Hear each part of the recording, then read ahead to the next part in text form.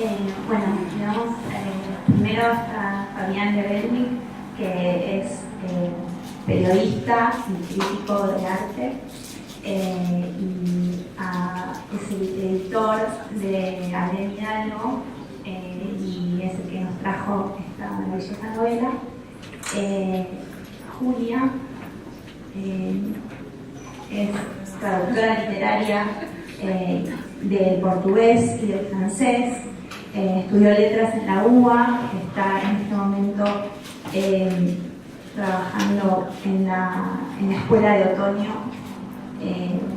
junto con Laura, que es la actividad que hacemos en Lenguas Vivas, y tiene una maestría en la Universidad de Maryland y está terminando su tesis de doctorado en la Universidad de Estado de Río de Janeiro, y que como no podía ser menos, mientras tanto hace una maestría en escritura creativa. Y bueno, tiene bastantes traducciones. Y Laura Herber es novelista, poeta y artista visual brasileña. Nació en Río de Janeiro y actualmente es profesora del Departamento de Teoría del Teatro y del Programa de Artes Escénicas de la Universidad Carioca de Unirio. Y también es editora de Sassi Editores, que es una editorial digital. Como autora publicó libros de poesía como Os Corpos e os Días en 2008, basados y molambos, unos cuantos textos más. Y en 2013 publicó su primera novela, que fue traducida en 2016 por Adriana Hidalgo. También es autora de libros infantiles y es la traductora de Geraldine Luca al portugués. Entonces, si les parece, vamos a empezar por Fabián, que es el que nos trajo.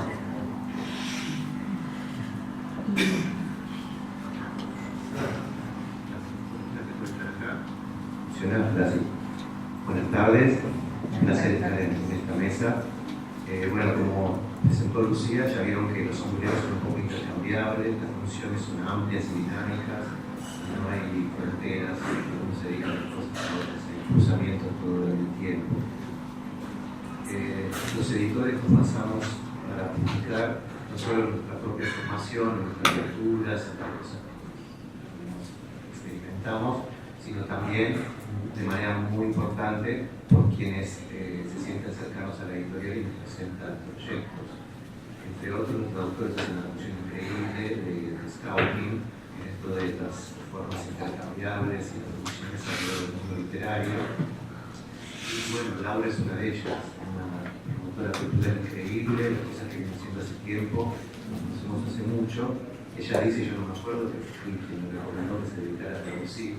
Finalmente, si lo hice así, fue una buena decisión, porque traduce muy bien. En su momento, tanto ella como Reinaldo Ladara me habían hablado de la novela de Laura. La leí en portugués, me encantó cuando la trajo nuestra otra Laura, y enseguida acordamos algunos aspectos, porque ella nunca había traducido para nuestra editorial, algunos aspectos que tienen que ver con ciertas cosas, hasta dónde se neutralizan o no, algunas convenciones. Estos libros se publican no solo para Argentina y América Latina, sino también para España, y tratamos de que un plan, digamos, no pasteurizar nada, porque no corresponde las producciones aquí en Argentina, pero si uno ve el maletero, dice Baburo, dice un montón de decisiones que nos tiene que ir tomando. No sé, Cortázar en sus últimos libros escribía Escaparate de que viviera, ¿no? Digamos, el tipo de contaminaciones que produce la internacionalización de los textos. Y bueno, trajo este libro, como ustedes oyeron en la presentación de Lucía, los sombreros por los que están más frontalmente son el de la edición, soy el director de la unidad donde se fundó hace 19 años, sino también el de la crítica de arte. Yo soy editor de la sección de artes visuales de Página 12 desde hace 31 años, y me dedico muy intensamente al mundo del arte, que es una novela con la inteligencia de escritura de Ardilla de Pablo. Tratar a las cosas me resultó deslumbrante. Es una novela que se nota que está escrita por alguien que tiene gran dedicación al lenguaje, una persona obsesiva por la escritura, y eso es fundamental. Nosotros publicamos más allá de las lenguas y de las naciones, buena escritura, tome la forma que tome. Y aquí este cruce entre el mundo de las artes visuales y de la literatura no es tan común. La gente suele estar o solía estar más en compartimentos estancos, no cruzaba la calle desde la historia de la literatura, desde las artes visuales a otras materias, y este cruzamiento generó cosas tan positivas como la novela de Laura. Me llamó la atención enseguida, bueno, la novela es breve, pero las primeras 50 páginas son electrizantes, uno se mete en un tubo narrativo, cómo se cuenta una vida, cómo se cuenta, hay modos de contar, hay una inteligencia escrituraria realmente envidiable, y bueno, Laura dio bien cuenta de eso. Julia, perdón. Estoy obsesionado. La conocí solo ayer. Claro. Esa feminidad, claro. Entonces, fue una traducción realmente que lleva muy bien el nivel del lenguaje que el portugués original tiene en el libro. Así que bueno, fue muy feliz de todos los aspectos. El libro que juntara, y publicamos mucha literatura brasileña en la editorial, creo que es la editorial que más literatura brasileña publica, es una edición de política, lingüística, publicar a nuestros vecinos, publicar todo ese archipiélago de literatura que supone lo brasileño, y que está tan poco, digamos, Brasil como ente, como lugar autosuficiente en algún modo, pareciera que no es suficientemente tenido en cuenta por su cultura, más allá del fútbol, de la política. Entonces, tiene una literatura central, clave, importantísima, y nosotros fuimos dando cuenta de a poco de algunos de los grandes baches que hay en la traducción de la gran literatura brasileña. Y eso no quiere decir que sea fácil de hacerla circular y de venderla. La novela está, Los Siete Lobos, se pueden ir a comprar todos, salgan de aquí, el stand de Los Siete Lobos. Pero publicamos literatura brasileña del norte, del centro y del sur, y son solo 3 de los archipiélagos que suponen la literatura brasileña, hay muchos más. Y publicamos literatura de los años 30 o de los 50, o de ahora, o de gente canónica o de gente nueva. Y hay, bueno, una gran cantera para explorar ahí. Así que bueno, para nosotros fue un hallazgo, la Villa de Pablo, y una alegría poder publicar. Me paso la palabra a...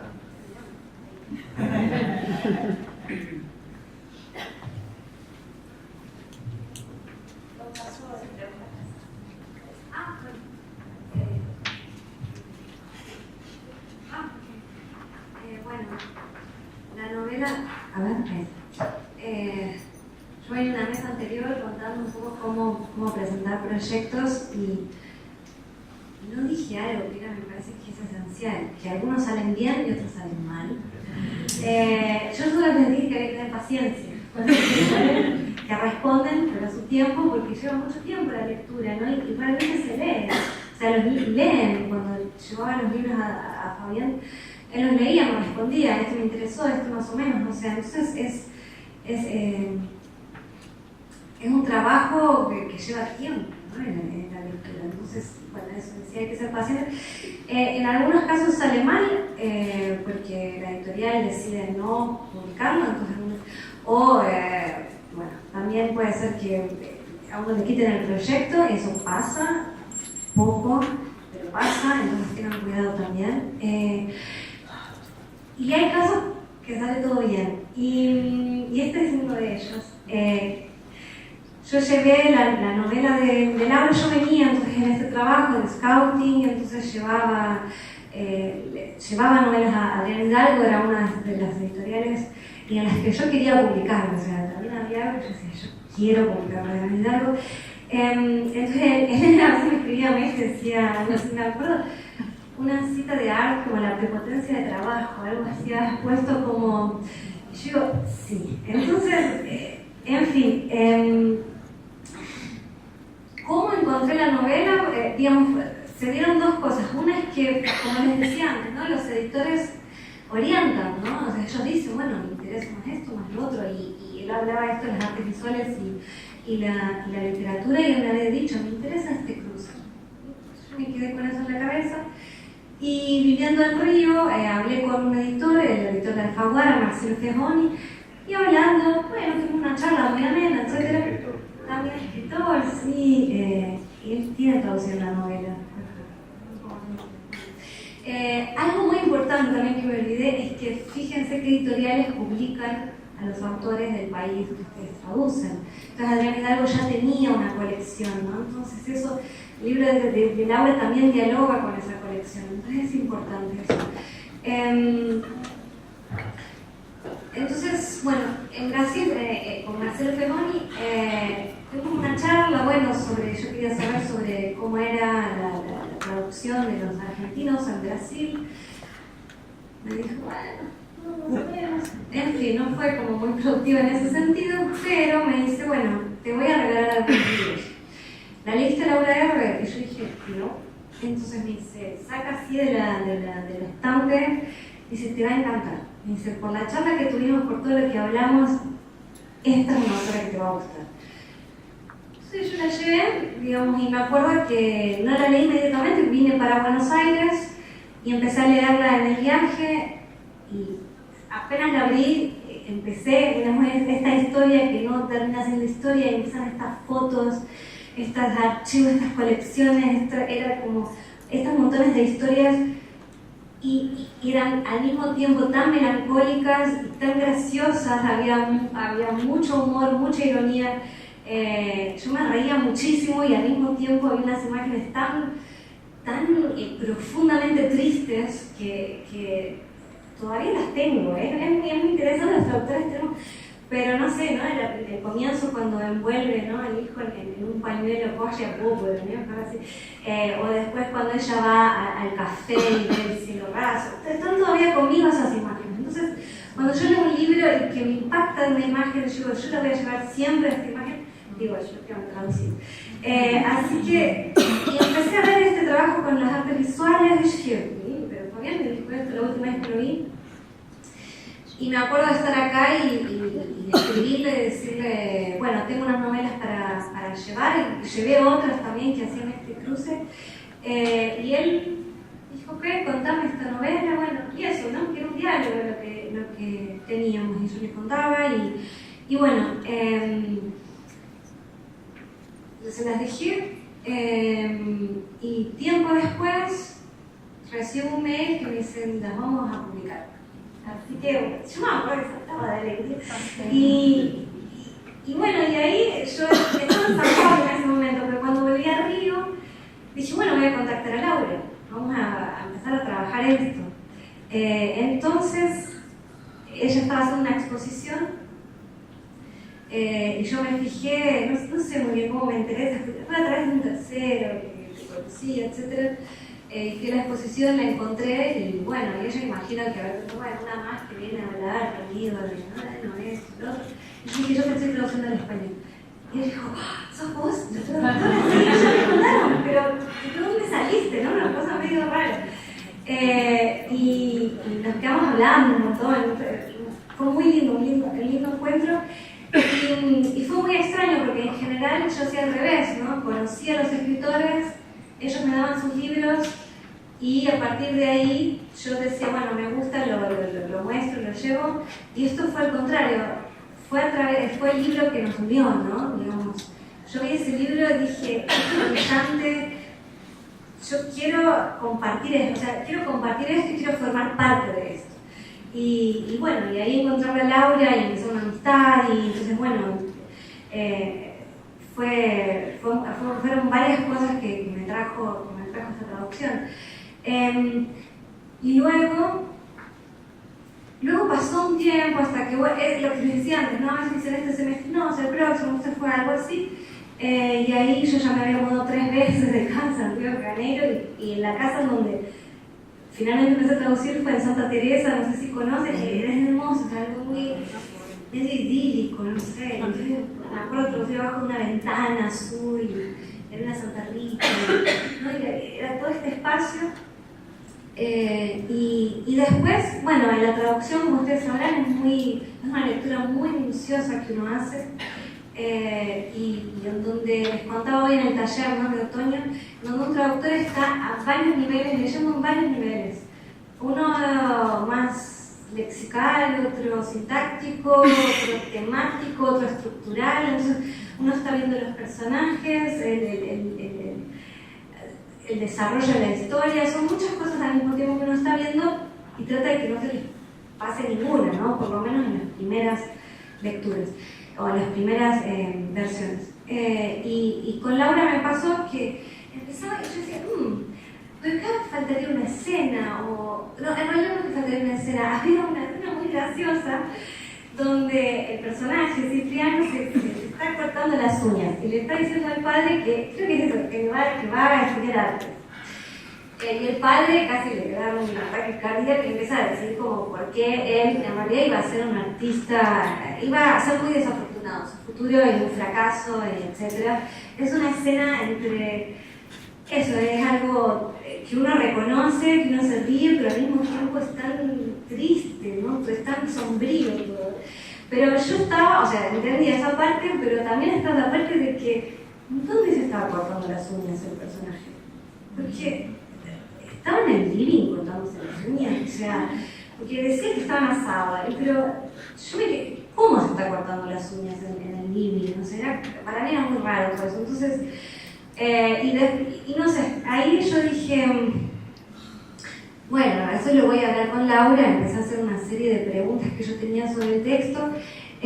Hacia el final también aparecía un gato. El libro excelente, estaba perfecto, pero digo, esa mirada del traductor es como que va tomando cosas que a ver qué pasa ahí. Y hacia el final, el gato dice que hay un gato, dice, es verano, no se cuenta que es verano, etcétera, etcétera. Y dice, el gato se quema la cola en la estufa. Y yo, es verano, dice, ¿quién tiene la estufa prendida en verano? Bueno, pues se quema la cola en la estufa. Entonces dije, anoto para Laura.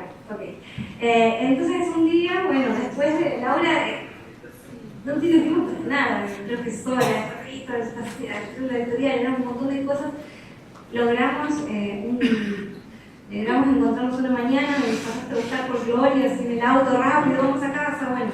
Y ahí empezamos a trabajar eso, y me acuerdo que abrió su computadora en su escritorio, y yo le digo, tengo una pregunta, ¿dónde se cortan las uñas? Y entonces era, bueno, pero no en el living, pero ¿cómo? En el sofá, o sea, ¿dónde se cortan las uñas? En el sofá delante del padre, a mí me parecía muy maravilloso.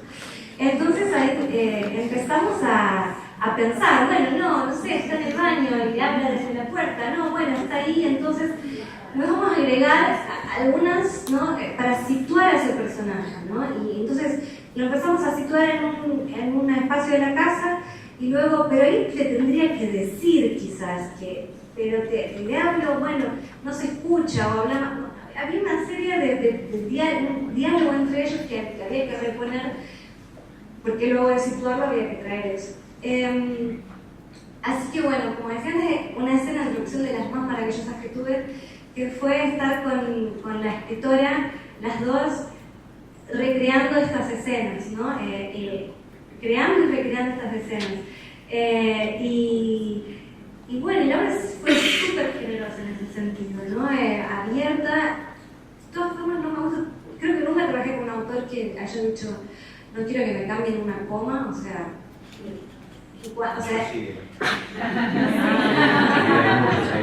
yo les digo como editor, si me dan la Biblia la corrijo.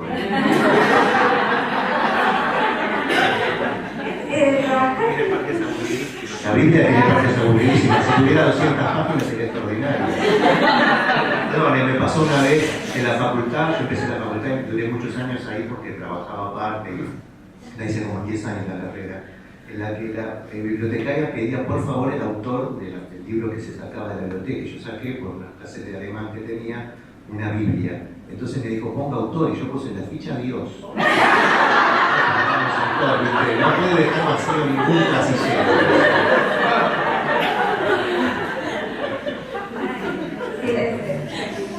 Es así. decía antes del traductor como scout, y ahora, digamos, hay esta otra dimensión del traductor que es editor, ¿no? O sea, uno hace un trabajo de edición y todo, el traductor lo sabe, respira hondo, escribía, y dice, bueno, no, es así, es normal, porque uno es el que firma eso, y uno dice, ¿por qué voy a dejar estos errores? O sea, no tiene sentido. A mí me encanta trabajar con literatura contemporánea justamente porque puedo hacer esto, ¿no? Entonces puedo llamar yo llamé por Skype a un montón de escritores y decían, ¿cómo es que, no sé, no es Mariela, es Mariana, y cómo se nos pasó esto? Y uno estaba marcando las cosas. Pero sí, como decía antes, cuando uno reconoce un texto y a veces uno, no sé, digamos, también sabe que va a trabajar con un autor que también va a tener esa generosidad como ve en el texto y no sé, yo enseguida lo leí y fue una identificación, digo, con nadie, con personaje, con nadie, pero eso, yo puedo traducir esto me interesa esta ironía, me interesa mucho y era un desafío, porque cuando uno se ríe, dice, tengo el desafío de hacer reír, entonces es complicado eso, cuando uno llora también, yo súper lloro con el libro, ¿no? O sea, ¿cómo voy a armar este texto para eso? Para generar la sensibilidad que me generó a mí como lectora. Entonces, bueno, los libros que hacen reír son muy difíciles, ¿no? Que hay que encontrar, entonces, el tono. A mí me gusta que el texto de Laura tiene un tono que ya me lo estaba dando, ¿no? Un poco servil, no sé, hay algo en el tono de Laura que ya a mí como hablante del español, con mi tradición, con mi lectura, con la tradición narrativa, no sé, había algo que yo decía, voy a conseguir esta ironía, y de hecho estoy contenta porque, bueno, lo están leyendo ahora, bueno, digo, la gente que lo leyó, que, bueno, dice, sí, qué bueno, está buenísimo, pero ahora con los periodistas que le hacían entrevistas a Laura, es el momento en que uno piensa, a ver, ese buen trabajo, venían los periodistas con el libro todo marcado, yo moría de miedo, y ellos decían, bueno, Laura, cuando escribiste esto, y yo voy a ver la cara que pone Laura, y es exactamente lo que empezás a ver, ¿no? No, y Laura dice, sí, pero bueno, y ellos también habían captado esto, ¿no? O sea, la ironía, la risa, la crítica, la mirada profundamente crítica de Laura, que es algo que a mí me encantó. Yo dije, va a pasar el límite, y lo pasaba, va a pasar el límite, y lo pasaba. Y yo decía, yo tengo que traducir esto, tengo como que conocer a esta persona. El libro es para leer con un lápiz en la mano porque hay mucha inteligencia y uno se le pasa subrayando cosas que después puede repetir y quedar bien. Pero es un poco así, pero eso que dice Julia respecto de la crítica del libro, el libro tiene una crítica muy, muy profunda y tiene en algún sentido, como sucede en varios tiempos, tiene una crítica como retrospectiva, porque la Rumania carcelaria que cuenta, y hay una escena final muy dura, y cuando el protagonista vuelve a donde ya había estado hace muchos años, el estado de las mujeres con las que había tenido alguna relación es un estado complicado, y yo creo que hay algo en esa retropropulsión que imagina un poco los tiempos tremendamente oscuros que vivimos ahora, digamos, la brutalidad de los tiempos que se están viviendo hoy en la Argentina y en otros países, en América Latina, y el cinismo y la naturalización de la ignorancia como forma de gobierno, digamos, todo eso me parece que lo previó un poco esta novela. Hay algo de la oscuridad de estos tiempos en Brasil y en Argentina que está muy dicho en la villa de Pablo. Sí, incluso, bueno, los periodistas también hablan, ¿no?, de la cuestión política. Digo, a veces es como que no se sabe muy bien, hablamos de crítica, hay una crítica política y una crítica al sistema de artes, es un personaje que rumano de fines de los años 80, o sea, es algo tan lejano, ¿no?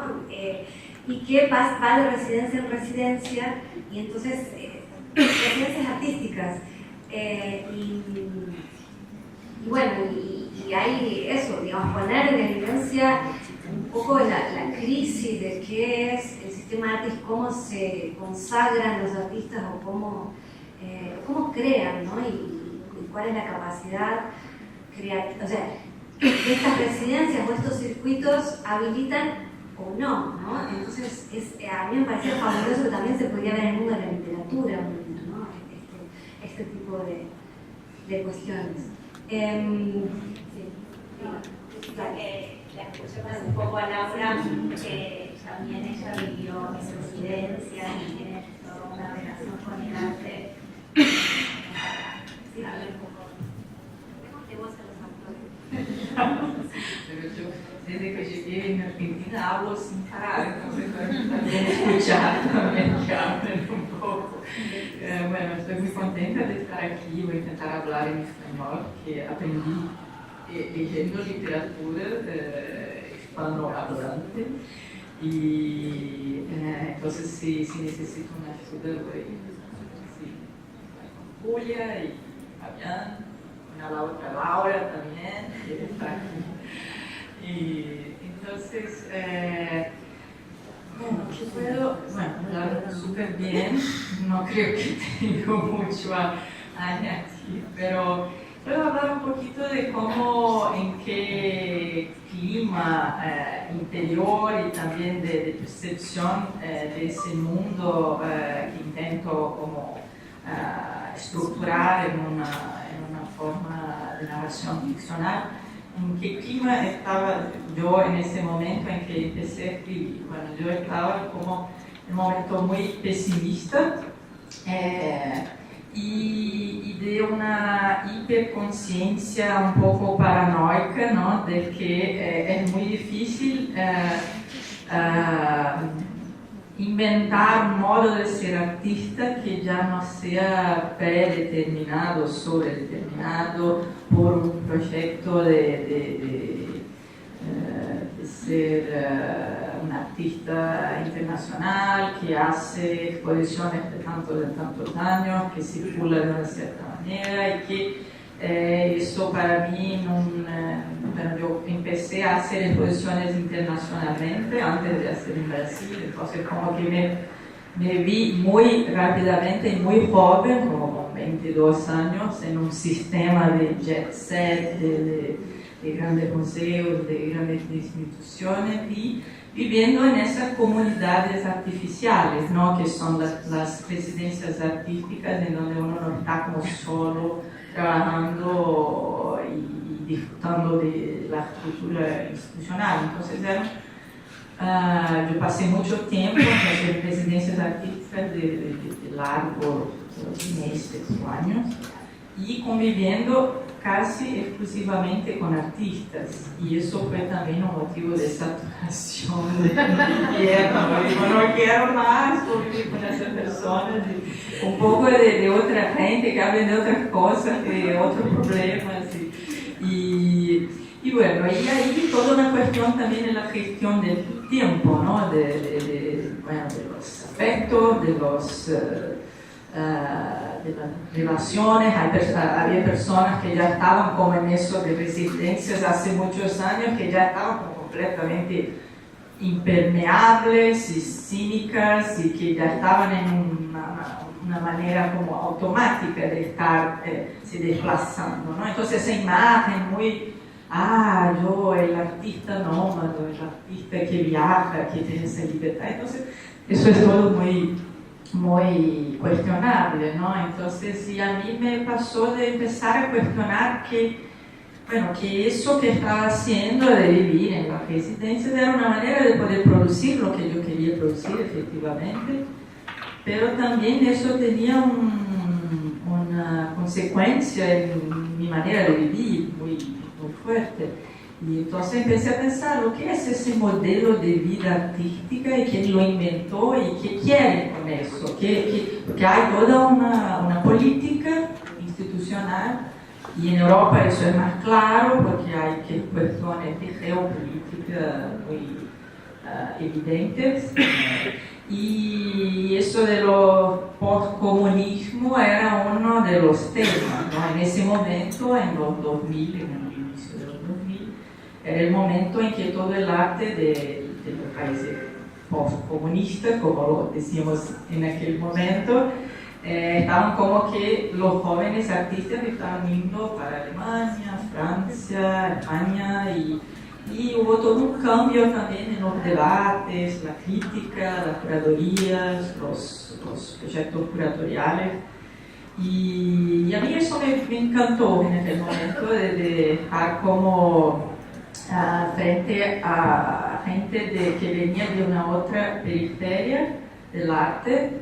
Entonces Rumania un poco como ese extremo occidente latino, ¿no? Una lengua que para nosotros suena muy divertida, ¿no? Es graciosa ya, se parece a algo inventado. Entonces eso me interesaba porque yo quería hablar como de hacer un poco una miniaturización del sistema del arte y investigar qué son las residencias artísticas y qué impacto, cómo determinan lo que los artistas están produciendo y la propia idea de ser artista, ¿no? De suceder como artista, de se internacionalizar. Entonces había toda una paradoja de las promesas de la globalización y la concretud de esas vidas en tránsito que poco a poco vivían un proceso invertido, ¿no? Al revés, un proceso de invisibilidad, de tornarse nada en un lugar que no es ningún lugar.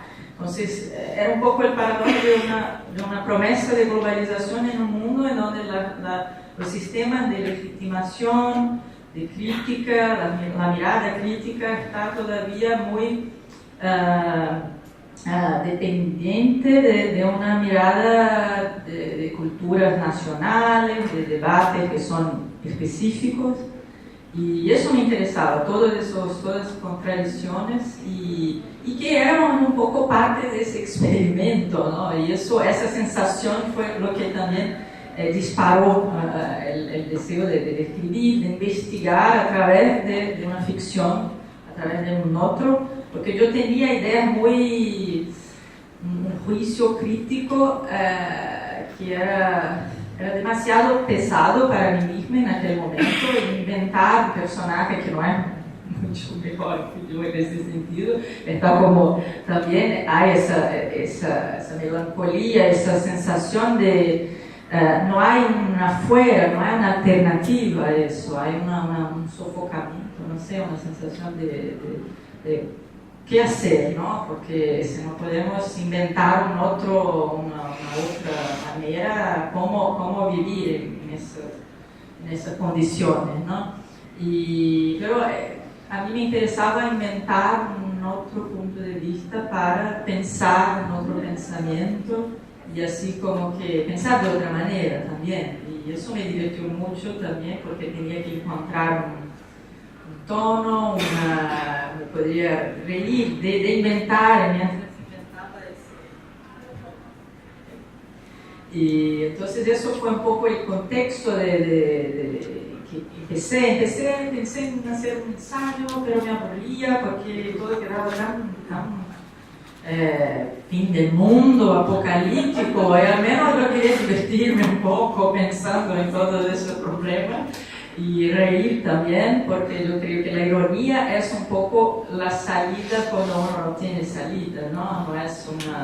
No es un cinismo, pero es una desesperación, es un recurso de gente desesperada también, ¿no? La ironía del este europeo no es la ironía inglesa, no es la ironía brasileña, pero a mí me interesa también un poco esa ironía del este que yo reconocía en esos artistas que también conocí. Y entonces también un proceso de desintegración de la identidad artística de muchas maneras, ¿no? Yo me ponía esa pregunta, que yo quería seguir creando cosas, pero que no tenía más certeza de que quería ser artista, ¿no? La identidad artista ya no me interesaba, entonces ¿qué hacer? Y me parece que esa es una cuestión para muchos artistas, pero que en aquel momento no era tanto. Yo veo que yo ahora como profesora también en un departamento de teatro, pero yo enseño historia, teoría del arte a gente más joven, y me parece que ellos ya están en una deriva de esa identidad artística mucho más interesante de lo que pasó para mi generación, que estábamos un poco sin una zona de respiración, así, de invención de otras maneras de ser artista. Estábamos todavía mucho mirando a los modelos de algunos artistas que habían hecho una trayectoria así de monumentalización de su trabajo, como un artista que hace algo interesante, lo hace mayor y hace como una arquitectura y al final como que inventa una ciudad entera, algo así, como esa monumentalización. A mí eso me parecía muy raro, que para ser un artista que sucedió uno tiene que hacer cosas cada vez mayores, ¿no? Porque yo quiero hacer cada vez menores. Entonces el libro era también un poco la vida de Cipriano, es un poco eso también, ¿no? Es un experimento mío de inventar este artista que poco a poco como que desaparece, ¿no? Lo interesante me parece también es la escritura y la lengua que usas, porque cuando yo lo leí y conversamos acá, parece como el texto de Europa del Este, que está muy alejado de la literatura brasileña. Ese momento me interesaría que cuentes un poco cómo lo lograste, si eso te lo propusiste. Es un libro de lectora, ¿no? Eso está claro, de alguien que, bueno, yo colecciono cosas que me gustan, lo que leo, lo que escucho.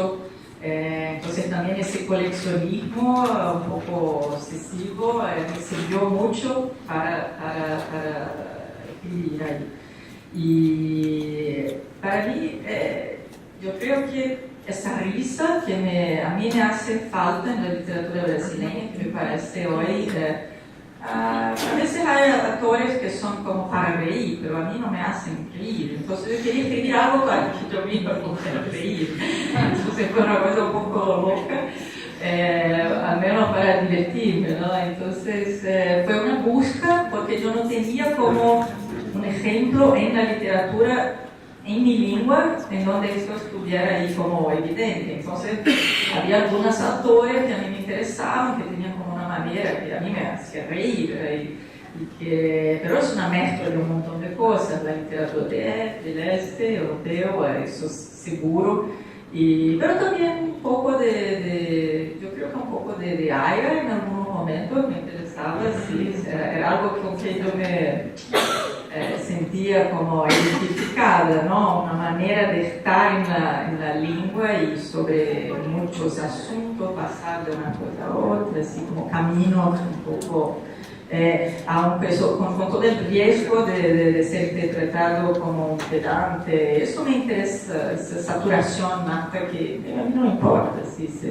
Entonces todos los excesos también, eso de ir más allá del límite. Y de no perdonar a los personajes, ¿no? Eso era también algo un poco sádico, ¿sí? Del escritor, de hacerlos interesantes, todos, mismo los que yo creo que son un poco idiotas, pero tienen que ser interesantes, idiotas interesantes, eso también existe. Y entonces yo tenía esa premisa, ¿no? De que todos tenían que ser interesantes, hasta todo lo más como, no sé qué palabra usar en argentino, pero yo también, sí, bueno. Y que entonces eso era importante, también porque yo quería crear esa porque bueno, el mundo es un mundo somos todos un poco idiotas también, ¿no? Mismo los que creemos que no somos, Argentina, entonces eso también era una otra premisa, ¿no? Que está bien, porque estamos todos unidos en la idiotez, no sé, en algún momento. Entonces eso me relajó para ser un poco mala con todos. Y al final mi padre lee mucho lo que escribo, él es ingeniero, pero es un lector muy... pero no le interesa mucho la literatura contemporánea, entonces a mí me parece un muy buen lector de literatura contemporánea, una persona que al principio no le va a gustar, no le va a interesar, no tiene sentimiento, no tiene... Él me corrige esas cosas, esos errores que la traductora también tipo, los identificó al final, y él me dijo, pero el gato no podría como haber que ¿cómo se dice? Como no, de poupar gato, sino Sí, claro, evitar.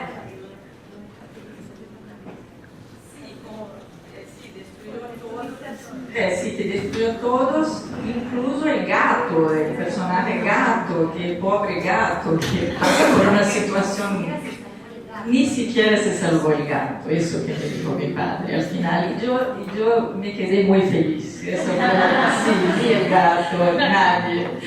Entonces eso era un poco, sí, para mí fue la primera respuesta interesante de un lector que no se interesa por la literatura contemporánea de manera especial. Y entonces un poco para dar aquí un poco de contexto de creación, ¿no? Yo estaba bueno, una información importante es que después yo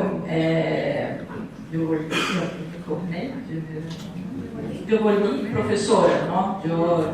Fue un momento de verdaderamente de mucho un dilema de pensar cómo voy a continuar a hacer lo que quiero hacer, porque me parecía que el mundo artístico no me permitía más crear o producir cosas de la manera que yo quería. Entonces, para cultivar una identidad, una persona artística, no me interesaba tanto y yo quería investigar cosas. Y ahí que pensé, bueno, ¿cómo puedo investigar? No soy científica, voy a volver profesora.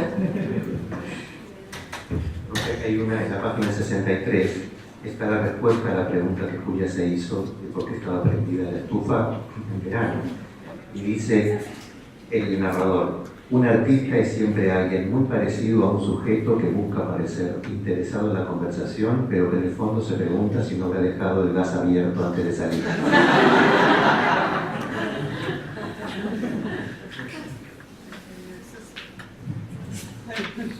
No sé si alguien quiere hacer preguntas, porque estamos en tiempo.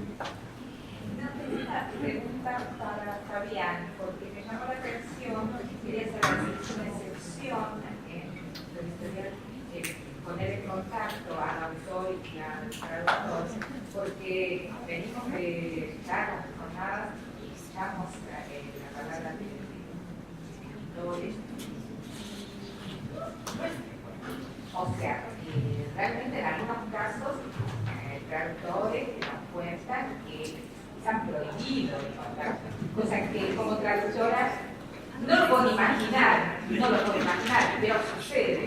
Yo quería saber si es excepcional, si es una constante. Hay editoriales buenas y editoriales malas. Nosotros en las libros de ficción ponemos al traductor en la tapa. Y en ese sentido,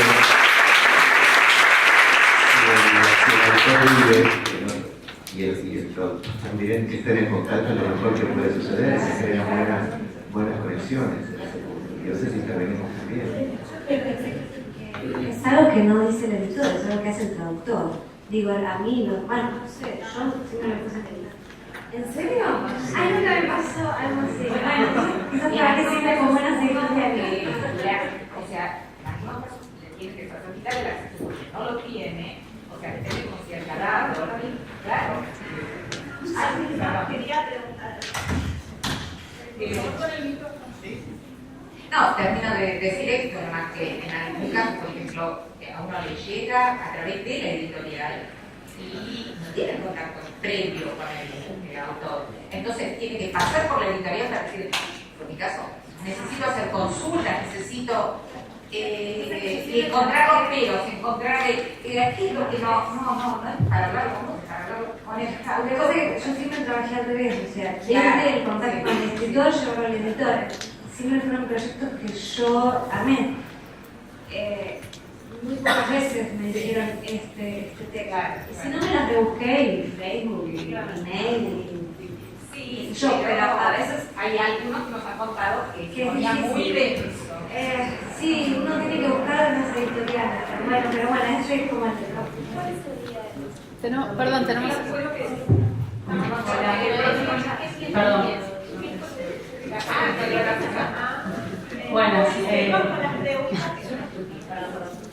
Buenas. Quería preguntarle a Laura una pregunta que creo que no va a ser incómoda porque se ve que la relación con Julia es muy linda.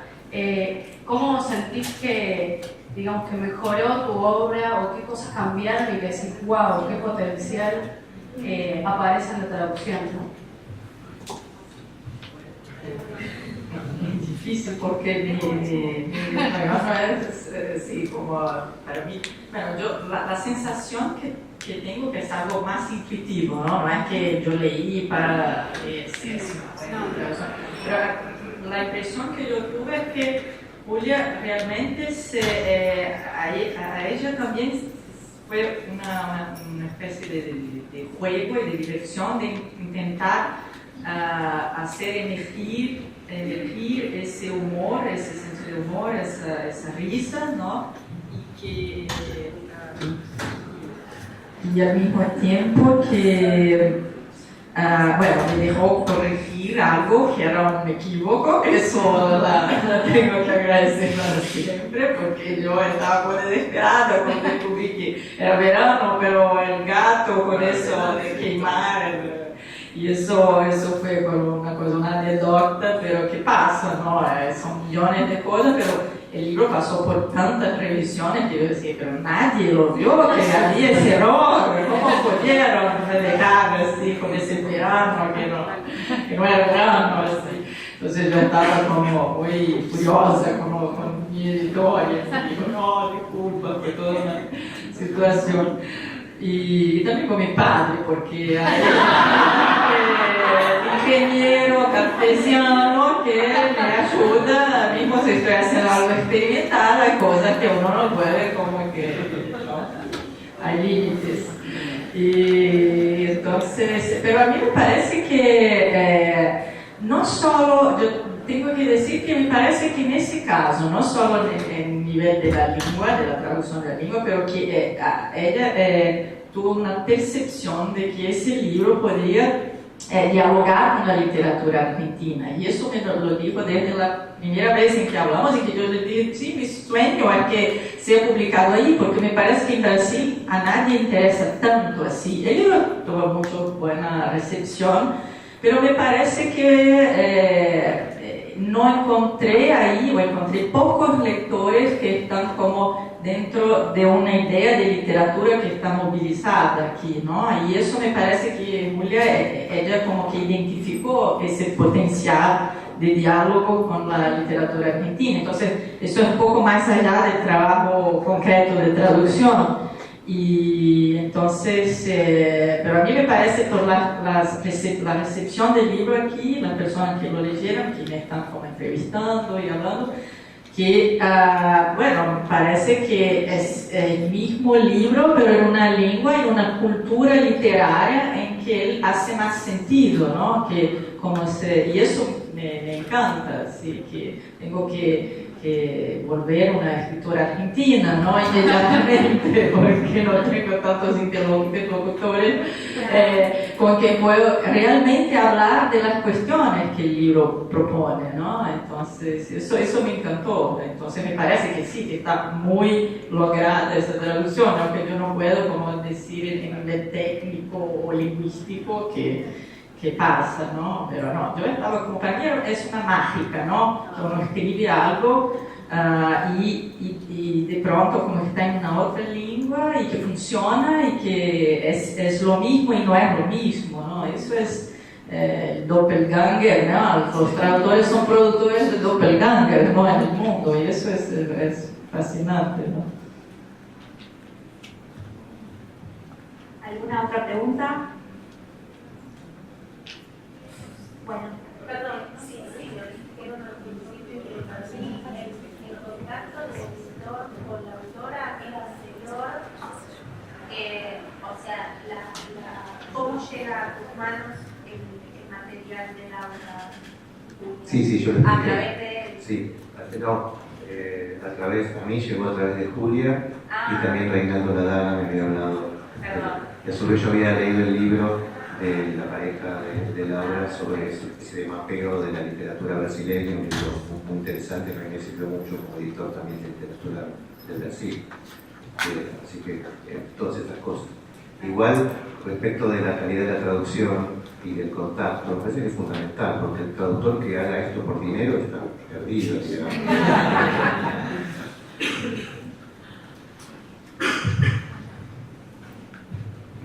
muchísimas gracias entonces. Ya tenemos que